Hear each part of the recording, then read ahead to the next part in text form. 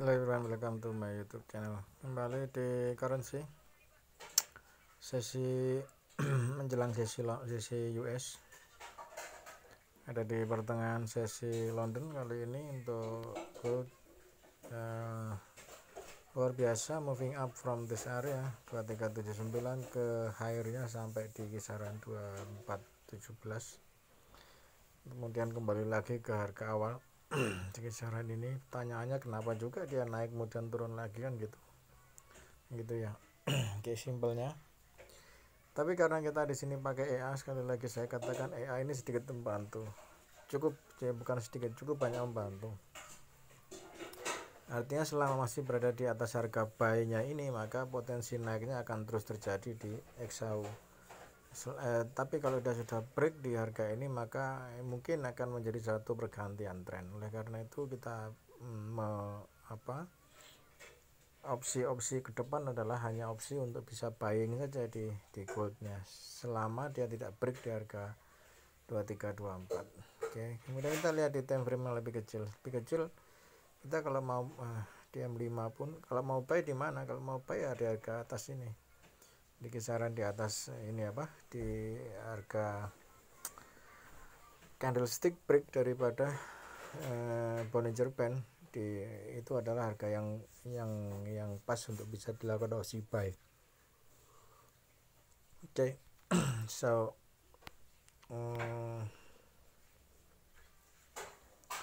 sama seperti ini ya, seperti ini juga gitu. Di 2386 dia break di harga, di sini dia break di 2384 ya, dia break di Bollinger Band, kemudian ada continue nada di M5. Ini padahal kita pakai M5 ini sama, nanti kita opsinya saat ini masih terlalu tinggi, artinya masih flatnya masih terlalu tinggi, sehingga kita perlu menyempitkan. Bollinger Band perlu menyempit, turun lebih dalam, kemudian ini juga naik, sehingga nanti bisa untuk opsi buy-nya gitu. Jadi gini, ini menyempit, kemudian ini nanti sama. Ini ketika dia break di atas harga ini, maka ini opsi untuk bisa melakukan opsi buy di XAU. Oke. Sementara untuk saat ini kita avoid dulu opsi untuk selling, kita avoid, lebih baik melakukan opsi buy. Walaupun sebenarnya masih ada gap di harga 18-an ya, 1830-an ada gap. Kalau kita selling di harga ini kemudian turun bisa sampai ke 18, lumayan, kita bisa dapat kurang lebih sekitar 5.000 ya, 5.000 poin. 5.000 poin lumayan lah. Itu cuman kita masih akan melihat potensinya ke depan seperti itu. Nah, kemudian di Euro USD ini masih sama. Kalau nantinya dia break di harga atas, belum begitu strong ya untuk bisa uptrend, saya melihat. Karena contohnya di sini pun ini beberapa sudah saya close ya. Beberapa sudah saya close manual. Itu close manual untuk bisa membersihkan chart ya, bisa biar lebih. Nah, kayak gini, kalau ingin benar-benar trend itu dia harus banyak open ya, banyak open gini. Dia sudah break kan, dia cukup banyak open ini, maka tren ke depan Canadian uptrend itu. Kalaupun turun sebentar, kemudian dia akan uptrend lagi naik. Ini view ke depannya seperti itu ya, view ke depannya seperti itu. Sehingga kalau kita lihat potensinya dari sini dia turun, kemudian mungkin di sini nanti akan naik seperti ini. Ini lebih disuka seperti itu, karena memang potensi seperti ini cukup lumayan cukup lumayan bagus ya. Ini nanti akan sama seperti yang terjadi di XAU tadi, mana tadi. Nah, XAU ini ya, XAU kan dia sudah terjadi cukup banyak ya. Nah, ini cukup banyak sekali open, sehingga baru benar-benar trennya terjadi di situ. Kita pakai H4 aja lebih enak. Nah, ini ya, kembali lagi dia dari harga ini naik kembali lagi, kemudian naik lagi, naik, turun gitu ya. di Canadian pun saya melihat juga akan seperti itu juga sama.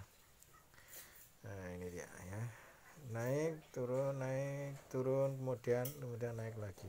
Selama tidak bisa break di sell stop di harga 110.97, ini kalau mau buy maka 110.96 ini bisa digunakan sebagai stop loss long term ya, stop loss untuk long termnya seperti itu.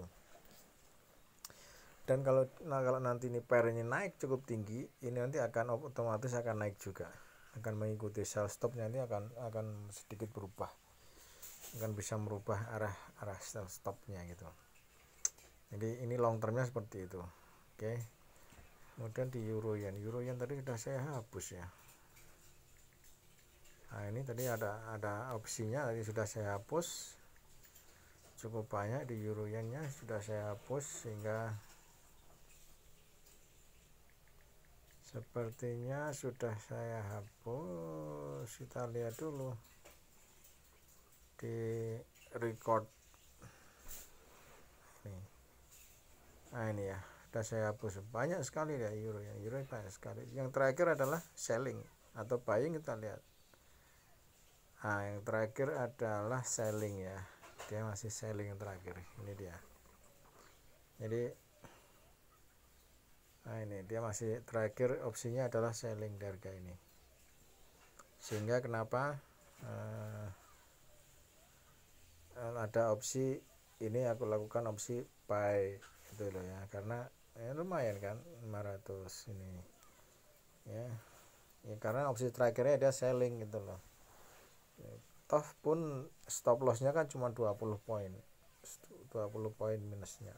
Kalau kita pakai buy maka stop lossnya kan cuma 20 poin itu. Oke, kita lihat opsi ini ya kan, saya belum kasih stop loss ini itu terus. Nah sekarang Aussie order ya. Oke. Nah sekarang EU close ya, EU close sepertinya ya, EU close, dia naik kan, EU nya dia naik, sudah close. Mana tadi? Nah, ini dia. Ini masih belum menguatkan arah untuk bisa sell gitu loh. Ini karena habis, makanya karena terclose, maka lebih cenderung kalau pakai tipe seperti ini lebih cenderung untuk opsi buy gitu. Saya lebih nyarankan ini opsi buy dengan 20 SL gitu ya, karena close tadi. Nah ini dia buka lagi kan, dia buka lagi buy stop, dan kita lihat potensinya gitu. Break lagi enggak, break up lagi enggak, break up maka sudah selesai, nanti ya, trennya pasti akan naik gitu. Makanya kita berani melakukan opsi buy. Oke, itu viewnya. Nah ini lumayan sih, lumayan turunnya. Oke, have a nice day ya bye.